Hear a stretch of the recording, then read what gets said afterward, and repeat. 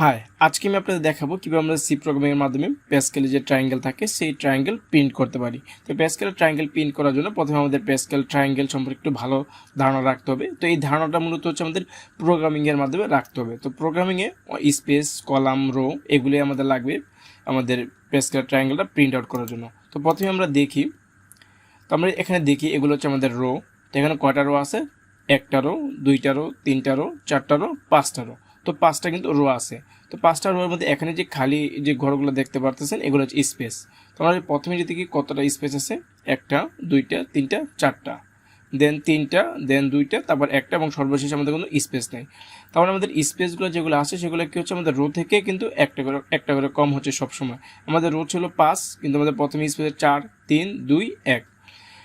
তো প্রথমেই আমাদের রোয়ের হিসাবগুলো করে নিতে হবে। তো আমরা রোয়ের হিসাবটা করে নিলাম 5টা, এবং আমাদের কলামে থাকবে, প্রথম কলামে আমরা 4টা স্পেস থাকবে। পরবর্তীতে আমরা ভ্যালুগুলো কি প্রিন্ট করে দেবো এক এক করে। তো বাকিগুলো আমাদের কোনো কাউন্ট করার দরকার নেই, আমাদের শুধু স্পেসটা এবং সর্বশেষ আমরা ভ্যালু যদি প্রিন্ট করে দিই তাহলে কিন্তু আমাদের বেসিক্যালি যে ট্রায়াঙ্গেল থাকে সেটা কিন্তু প্রিন্ট হয়ে যাবে। এবং প্রত্যেকবার আমরা যখন ভ্যালুগুলো প্রিন্ট করবো সেই ভ্যালুগুলো প্রিন্ট করার পর আমরা একটা করে স্পেস দিয়ে দিব, তাহলেই মাঝখানে আমাদের কিন্তু স্পেসটা চলে আসবে। তো চলো আমরা প্রোগ্রামটা করি। তো আমি এখানে কোড ব্লক ওপেন করে নিয়েছি। তো প্রথমে আমাদের কিছু ভেরিয়েবল লাগবে। তো ভেরিয়েবলের জন্য প্রথমে আমাদের রোয়ের জন্য একটা ভেরিয়েবল লাগবে এবং কলামের জন্য একটা ভেরিয়েবল। দেন আমাদের আরেকটা ভেরিয়েবল লাগবে যেটা মধ্যে আমাদের ভ্যালু থাকবে। দেন ইউজার থেকে আমরা ইনপুট নিব, ইউজার কতটা রো চাচ্ছে সেই রোটা, এবং সর্বশেষ আমাদের যে আরেকটা আমাদের ভেরিয়েবল লাগবে সেটা হচ্ছে আমাদের ভ্যালুগুলো প্রিন্ট করার জন্য আরেকটা ফর লুপ আমরা ইউজ করবো। তো আমি এখানে কে দিয়ে দিলাম। তো প্রথমেই আমি ইউজারকে বলে দিব একটা ইনপুট দেওয়ার জন্য, enter the number of row। তো ইউজার কিন্তু এখন আমি বলে দিচ্ছি ইউজারকে ইনপুট দেওয়ার জন্য। ইউজার এখন ইনপুট দিবে। এখন ইনপুট আমরা কোথায় রাখবো? এন এর ভিতরে আমি স্টোর করে রাখবো। তো হয়ে গেল ইউজার থেকে ইনপুট নেওয়া। এখন আমি একটা ফর লুপ চালাবো। সেই ফর লুপের মধ্যে আমরা প্রথমে রোটা প্রিন্ট করব, দেন আমরা কলাম, তারপরে তো রো ইকুয়াল আমি একে দিয়ে দিচ্ছি 1। আমাদের ফর লুপটা 1 থেকে শুরু হবে এবং row less than or equal হবে আমাদের এন। ইউজার যে মানটা দিবে সেই মান এর সমান অথবা লেস দেন হলেই আমাদের ফর লুপের ভিতরে যে কোডগুলো থাকবে সেগুলো কিন্তু এক্সিকিউট হবে। তো আমাদের রো এর ভ্যালুটা আমি এক এক করে ইনক্রিমেন্ট করে দিচ্ছি। দেন আমরা কি করব? এই লুপের ভিতর আমরা আরেকটা লুপ চালাবো, সেটা হচ্ছে কলামের জন্য। আমি এখন কলাম ইকুয়াল টু 1 দিয়ে দিচ্ছি। দেন কলামটাও আমাদের চলবে কি পর্যন্ত? আমাদের রো থেকে সবসময় কী হচ্ছে? 1 কিন্তু কম হচ্ছে। তো আমাদের রো কত ছিল? আমাদের রো কিন্তু ছিল n। তো n থেকে আমি সবসময় মাইনাস করে দেবো রো এর ভ্যালুটা। দেন আমাদের কলামের ভ্যালুটা আমরা প্লাস প্লাস করে দেব। দেন আমি এখানে কি প্রিন্ট করবো? একটা স্পেস প্রিন্ট করে দিচ্ছি। তো আমাদের স্পেস কিন্তু প্রিন্ট করা হয়ে গেল। তো এখন আমরা কি করব? স্পেস যেহেতু প্রিন্ট করা শেষ, এখন আমরা ভ্যালু কিন্তু প্রিন্ট করতে হবে। তো আমরা কিন্তু এখন দ্বিতীয় যে ফর লুপ হচ্ছে সেই ফর লুপ কিন্তু বাহিরে, প্রথম ফর লুপের ভিতরে আমরা আরেকটা ফর লুপ চালাবো। সেটার মধ্যে আমরা কি করব? ভ্যালুগুলো প্রিন্ট করবো। তো ভ্যালুগুলো প্রিন্ট করতে প্রথমে একটা ভ্যালু যেই আমরা ভেরিয়েবলটা নিয়েছি সেই ভেরিয়েবলের ভিতরে আমি 1 দিয়ে ইনিশিয়ালাইজ করে দিলাম। দেন আমি এখানে ফর লুপ চালাচ্ছি। তো এখানে ফর লুপ আমি কে দিয়ে দিচ্ছি, কে ইকুয়াল টু 1, এবং k less than or equal থাকবে আমাদের রো পর্যন্ত। আমাদের রো যেহেতু 5টা, তো আমাদের ভ্যালুগুলো প্রিন্ট করতে হবে 5টা রো পর্যন্ত। তো আমি এখানে রো পর্যন্ত দিয়ে দিয়েছিলাম। দেন এখানে আমাদের কে এর মানটা প্লাস প্লাস করে ইনক্রিমেন্ট করে দিতে হবে। তো আমি কে ইনক্রিমেন্ট করে দিচ্ছি। এবার আমরা প্রথমে কী করতে হবে? আমাদের ভ্যালুগুলো প্রিন্ট করে দেবো। প্রথমে আমাদের ইনিশিয়াল যে ভ্যালু ছিল সেটা আমি এখানে প্রিন্ট করে দিচ্ছি। তো % দিয়ে আমি এখানে প্রিন্ট করে দিচ্ছি।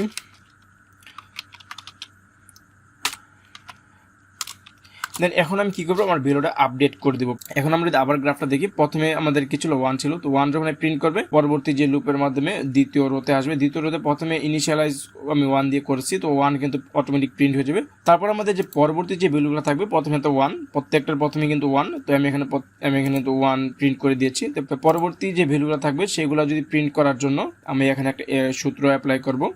তো এই সূত্রটা হচ্ছে গিয়ে আমাদের পরবর্তী যে ভ্যালুটা থাকবে আমরা ভ্যালুটার মানটাকে ইনক্রিজ দেবো। তো ভ্যালু ইকুয়াল টু হচ্ছে আমাদের ভ্যালু ইনটু রো থেকে আমরা মাইনাস করব কে, আমাদের যে এখন যে কে এর মানটা সেই কে এর মানটা। দেন আমি এটাকে ডিভাইড করে দেবো কে দিয়ে। তো এটা প্রতিবারই এটা চলতে থাকবে। তো কীভাবে চলতে থাকবে আমি পরবর্তী আমি আপনাদের দেখিয়ে দিব আমি প্রোগ্রাম ভিজুয়ালাইজ এর মাধ্যমে।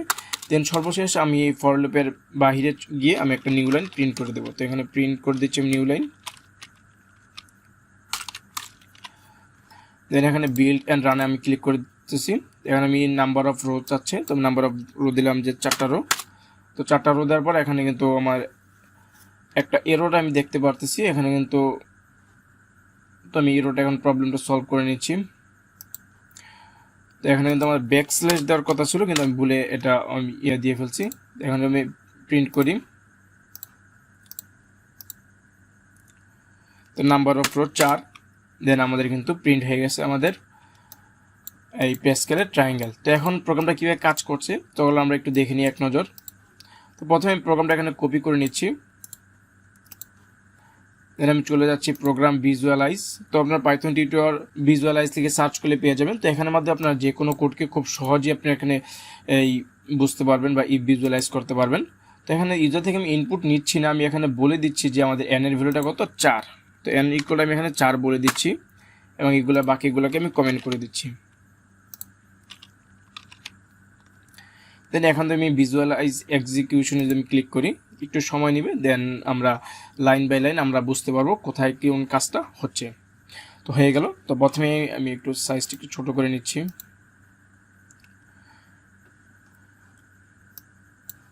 তো প্রথম যে লাইন, প্রথমে ইন্টিজার মেইন থেকে আমাদের ফাংশন সবসময় আমাদের শুরু হয়, আমরা সকলে জানি। তো আমি এখানে নেক্সটে ক্লিক করতেছি। তো এখানে এই লাইন 4 নম্বর লাইনে আসছে। তো এখানে আমরা প্রথমে আমরা ভেরিয়েবল নিয়েছি 4টা। তো আমরা প্রথমে নেক্সটে ক্লিক করে দিই, তাহলে দেখতে পাবো আমাদের প্রথমে যে লাইন ছিল সেই 4টা ভেরিয়েবল ডিক্লেয়ার করবে।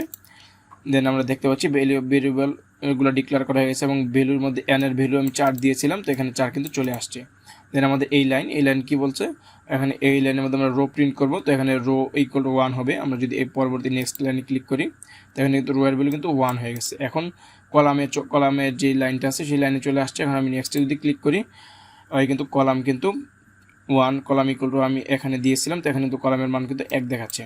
দেন ওই এখান থেকে প্রিন্ট করবে কি একটা স্পেস প্রিন্ট করবে। তো স্পেসটা দেখা যাবে না, তার জন্য আমরা নেক্সট লাইনে ক্লিক করি। তো স্পেসটা যখন প্রিন্ট করবে তখন আবার এখানে চলে আসবে। এখন কয়েক কন্ডিশন চেক করবে। তো আমরা এন থেকে যদি রো বিক করি তো আমাদের রো এর মান কত আছে 1 এবং আমাদের এন এর মান কত ছিল 4, তার মানে 3। তো এখন আমাদের যে কলামের মানটা সেটা হচ্ছে ছোট আছে 3-এর অথবা সমান, যেহেতু কন্ডিশন ম্যাচ করে তাহলে পরবর্তী লাইনে ওই আসবে। এখানে আসার পর কী করবে আর একটা স্পেস কিন্তু প্রিন্ট করবে। তো এভাবে পরপর হয়, যেহেতু আমরা এন এর মান 4 দিয়েছি পরপর 3টা স্পেস প্রিন্ট করবে। 3টে স্পেস প্রিন্ট করার পর আমাদের ভ্যালুতে চলে আসবে। তো ভ্যালুর মান আমরা কত দিয়েছিলাম 1 দিয়েছিলাম। দেন পরবর্তী লাইনে আসবে এবং ফর কে ইকুয়াল টু 1, এখানে কে এর মান এখন 1 হয়ে যাবে। দেন ওই প্রিন্ট করে দেবে ভ্যালুর মানটা। তো আমি এখন নেক্সটে ক্লিক করলে আমরা এখানে 1 দেখতে পাবো। তো এখানে আসার পর আবার কি করবে চেক করতে থাকবে, এই কেয়ার মান 2 করবে। টু কেয়ার মান 2 যে ছিল সে রোয়ের মান হচ্ছে আমাদের কত 1। এখন কেয়ার মান যদি 2 হয়ে যায় তাহলে কন্ডিশন মধ্যে ম্যাচ করতেছে না, তো পরবর্তীতে ওই কিন্তু আর কাজ করবে না। দেন ওই কী করবে নেক্সট লাইনে গিয়ে আমাদের যে নিউ লাইন দিচ্ছি সেই নিউ লাইনটা প্রিন্ট করবে। প্রিন্ট করার পর এখন আবার পুনরায় এক্সিকিউট করা শুরু করবে। তো এভাবে পরপর সবগুলা code line by line execute করে আপনার দেখাবে কোথায় কী কাজ হচ্ছে, আপনারা দেখে নেবেন তাহলে আপনারা বুঝতে পারবেন। তো এখানে দেখতে পাচ্ছেন যে দ্বিতীয় আমাদের রো নাম্বার যখন 2 হচ্ছে তখন কিন্তু 1 কিন্তু প্রিন্ট করে দিয়েছে। দেন আমি নেক্সটে ক্লিক করতেছি। তো এভাবে কিন্তু আপনারা লাইন বাই লাইন কোডগুলো বুঝতে পারবেন কোথায় কী কাজ হচ্ছে। তো আশা করি আপনারা বুঝতে পারছেন কীভাবে প্যাসকেলের ট্রায়াঙ্গেল প্রিন্ট করতে হয় সি প্রোগ্রামিংয়ে। তো এই ছিল আজকের ভিডিও, দেখাবো নতুন কোনো ভিডিওতে। তো সবাই ভালো থাকবেন, সুস্থ থাকবেন, আল্লাহ হাফেজ।